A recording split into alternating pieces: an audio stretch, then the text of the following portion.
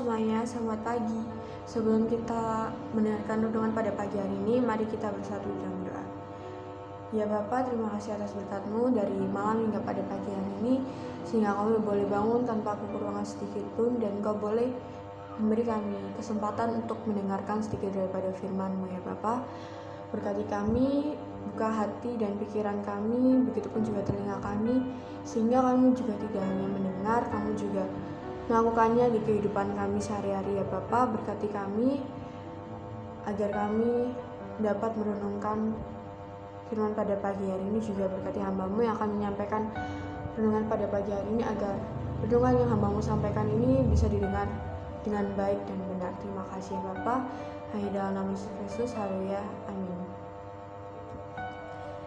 Jadi renungan pada pagi hari ini berjudul Semangat Belajar, yang terambil dari kitab Lukas pasal yang kedua ayat yang ke-41 sampai yang ke-52, yang berbunyi, tiap-tiap tahun orang tua Yesus pergi ke Yerusalem pada hari raya Paskah. Ketika Yesus telah berumur 12 tahun, pergilah mereka ke Yerusalem seperti yang lazim pada hari raya itu. Sehabis hari-hari perayaan itu, ketika mereka berjalan pulang, tinggallah Yesus di Yerusalem tanpa diketahui orang tuanya, karena mereka menyangka bahwa ia ada di antara orang-orang seperjalanan mereka. Berjalanlah mereka sehari perjalanan jauhnya, lalu mencari dia di antara kaum keluarga dan kenalan mereka. Karena mereka tidak menemukan dia, kembalilah mereka ke Yerusalem sambil terus mencari dia. Sesudah 3 hari mereka menemukan dia dalam bait Allah.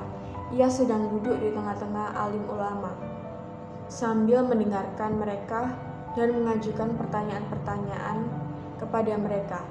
Dan semua orang yang mendengar dia sangat heran akan kecerdasannya dan segala jawab yang diberikannya.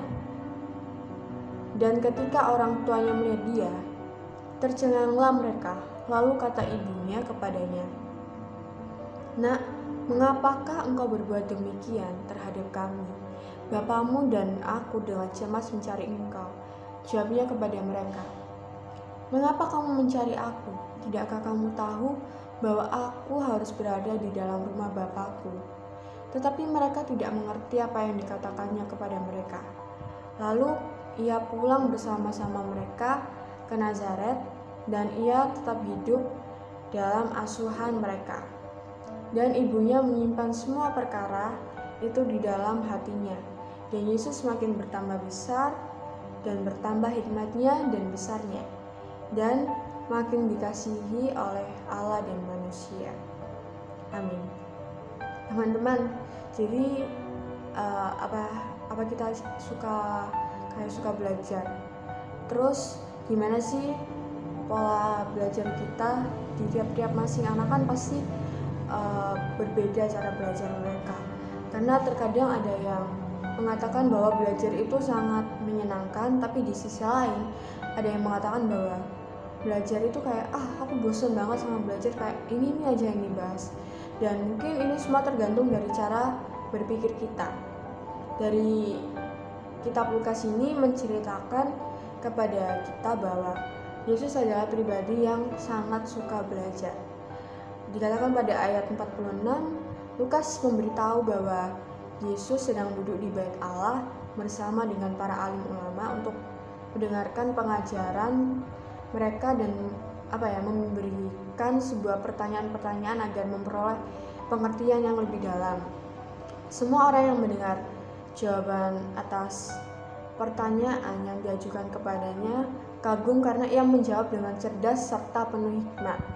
Ayat 47 dan 52. Dan Yesus mendengar dan bertanya untuk belajar dari para ulama-ulama atau teolog yang sedang berkumpul di bait suci pada waktu itu. Yesus suka belajar dari orang lain. Namun ketika orang melihat kecerdasannya, Yesus itu tidak menjadi seorang yang sombong, tapi ia hadir sebagai anak yang taat pada orang tua. Bahkan Yesus sendiri ikut kedua orang tuanya untuk kembali ke rumah mereka ketika Maria ibunya mengajak Yesus pulang. Dari kitab Lukas yang telah kita renungkan atau kita baca dan kita dengarkan, kita dapat belajar dari Yesus tentang pola dan cara belajar yang baik. Melihat belajar sebagai sarana untuk mengembangkan diri dan menambah wawasan membuat kita menjadi pribadi yang rendah hati. Jadi melalui belajar kita sedang berarti untuk mendengarkan pendapat orang lain ketika kita berdiskusi. Jadi tanpa harus memotong sebuah penjelasannya. Belajar juga memberikan kepada kita sebuah peluang untuk menambah pengetahuan kita dari pengetahuan orang lain berdasarkan pengalaman dan ilmu yang mereka miliki. Jadi belajar bukan hanya membuat kita pandai dalam ilmu pengetahuan, namun juga cerdas secara emosional dan spiritualitas bila dalam proses belajar kita tetap hidup taat pada firman Tuhan. Jadi ketaatan kepada firman Tuhan juga mewujudkan dalam ketaatan kita pada pendidikan orang tua. Mungkin kadangkala waktu SAS yang waktu itu kita kesulitan untuk belajar, lalu berakhir memilih kayak jawaban sebisanya aja. Udah aku bisanya cuma ini aja. Dan kadangkala kita juga nyerah gitu, nggak mau berusaha dan tetap semangat untuk membawakan hasil yang jadi kita kayak nyerah di tengah jalan, nggak mau membawakan sebuah hasil yang lebih maksimal lagi. Jadi selagi kita masih bisa belajar, kenapa enggak untuk menentukan sebuah pilihan kita di masa depan nanti, karena itu juga menguntungkan bagi kita dan orang lain juga. Sekian, terima kasih. Mari kita tutup di dalam doa. Ya Bapa, terima kasih atas kasih setiamu sehingga kami boleh mendengar dan merenungkan firman Tuhan pada pagi hari ini. Ajari kami untuk taat padamu dan taat akan waktu yang kami lakukan untuk kedepannya. Tuntun kami ke dalam jalan yang benar agar kami bisa menentukan pilihan ataupun tujuan kami di masa yang akan datang maupun masa yang akan sekarang.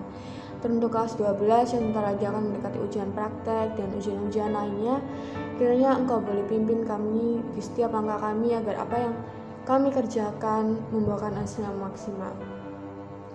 Dari juga kelas 10 dan kelas 11 Tuhan yang masih memiliki waktu di masa-masa SMA-nya, kiranya mereka boleh memanfaatkan waktu mereka untuk belajar dengan baik di sekolah mereka. Hanya dalam nama Yesus Kristus, haleluya.